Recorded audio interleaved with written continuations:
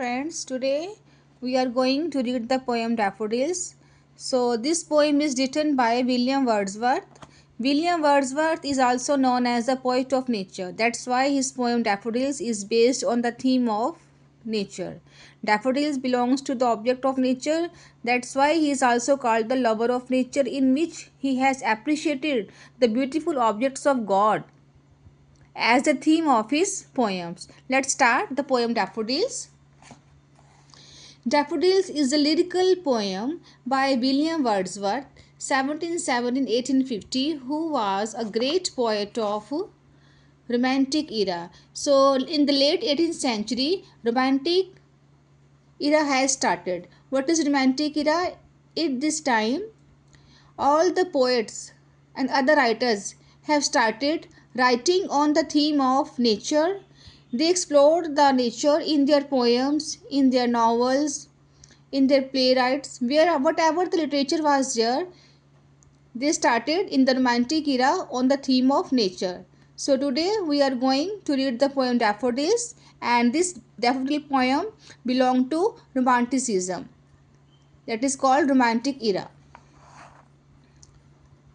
The poem reflects his innermost mood and feelings upon seeing the golden daffodils.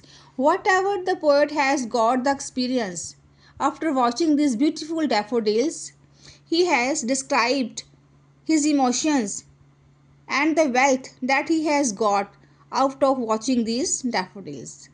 Let's start. In this poem, simultaneously we will read the poem. I will explain it and will let you know the poetic devices in the poem. I wandered lonely as a cloud. Who is I here? Poet. Poet is the I here. What he said? I wandered lonely as a cloud that floats on high over vales and hills. कहते मैं भी घूम रहा था अकेला जैसे clouds बादलों में फ्लॉट करते हैं ओवर वेलीज एंड हिल्स, पहाड़ियों में, माउंटेन्स पे जैसे वो अकेले फ्लॉट करते हैं, मैं भी अकेला घूम रहा था. Where when all at once I saw a crowd a host of golden daffodils. तो जब मैं घूम रहा था तो मैंने क्या देखा? आई सॉ अ क्राउड, मैंने एक भीड़ देखी. किस चीज़ की? अ होस्ट ऑफ गोल्डन डैफोडिल्स, बहुत सारे डैफोडिल्स का मैंने एक फील्ड देखा. बिसाइड द लेक, कहाँ पर था वो? Beneath the trees. Beside the lake मतलब वो डैफोडिल्स कहाँ पर थे? लेक के बिल्कुल पास. बीनीथ द ट्रीज, पेड़ के नीचे. Fluttering and dancing in the breeze, वो डांस भी कर रहे थे और फ्लटरिंग कर रहे थे हवा में, अच्छी हवा चल रही थी. So in this paragraph poet has used two poetic devices. First, he has used here simile as a cloud. In this paragraph, he has described himself as a cloud. जैसे क्लाउड अकेला वेलीज और हिल्स पे घूमता है, कहते मैं भी अकेला ही घूम रहा था कहीं. किसके पास था वो? लेक के पास घूम रहा था. So as a cloud, here he has used the poetic devices simile. In third line, he said, when all at once I saw a crowd. A crowd. Crowd word is used for the people. So here the poet has used the poetic device personification. Personification means जब किसी बेजानदार चीज़ को जानदार बना देना, उसे हम personification कहते हैं. When a non-living thing is given the characteristics of human beings is called personification. So crowd belongs to human beings. So यहाँ पर crowd उसने किसको कौन से characters दे दिए? किसको characters दे दिए human being के? Flowers को, daffodils को. So here in this line, poet has used personification device. Next paragraph continues as the stars that shine and twinkle on the Milky Way. और कह रहा डैफोडिल्स कैसे लग रहे थे? Continuous as the stars, innumerable थे वो, इतने ज़्यादा थे जैसे कि मिल्की वे में, गैलेक्सी में स्टार्स ट्विंकलिंग करते हैं. Billions of stars shines on the milky. Way on the Galaxy. So in the same वे कहते डैफोडिल्स भी कंटिन्यूसली शाइन कर रहे थे, जैसे कि गैलेक्सी में स्टार्स, बिलियंस ऑफ स्टार्स वहाँ होते हैं जो शाइन करते हैं रात को. They stretched in never ending line along the margin of a bay. Margin of a bay मतलब किनारा. वहाँ जो लेक का किनारा था, दे मतलब daffodils, stretched in never ending line, कभी ना ख़त्म होने वाले ये फ्लावर्स लग रहे थे, इतनी दूर तक ये फैले हुए थे. 10,000 saw at a glance, tossing their heads in sprightly dance. 10,000 saw at a glance, कहते एक ही नज़र में मैंने 10,000 से ज़्यादा कहीं फ्लावर्स को देखा. And tossing their heads in sprightly dance.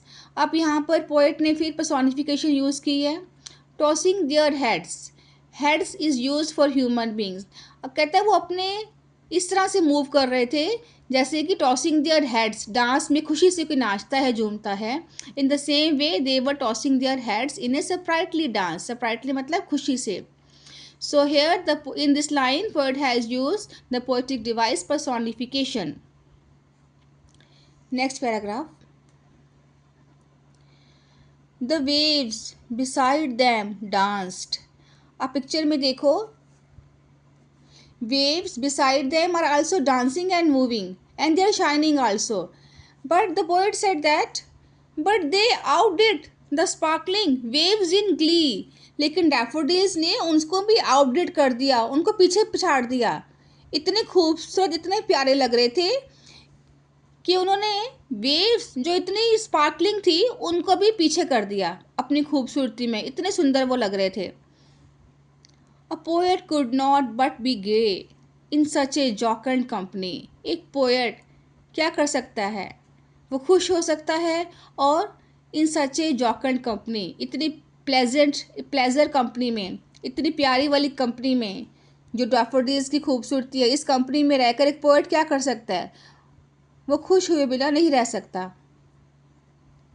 I gazed and gazed. मैं देखता ही गया इन डैफोडिल्स फ्लावर्स को. But little thought what wealth the show to me had brought.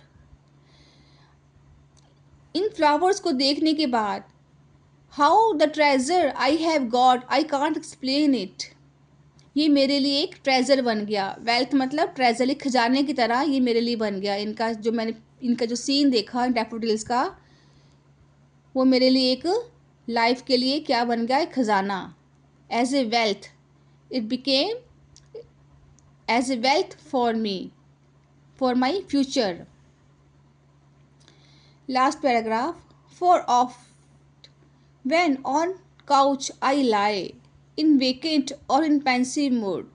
ये किस तरह से ये फ्लावर्स का सीन था उसके लिए एज ए ट्रेजर बन गया उसके फ्यूचर के लिए. Let's see in the last paragraph. For often when on my couch I lie.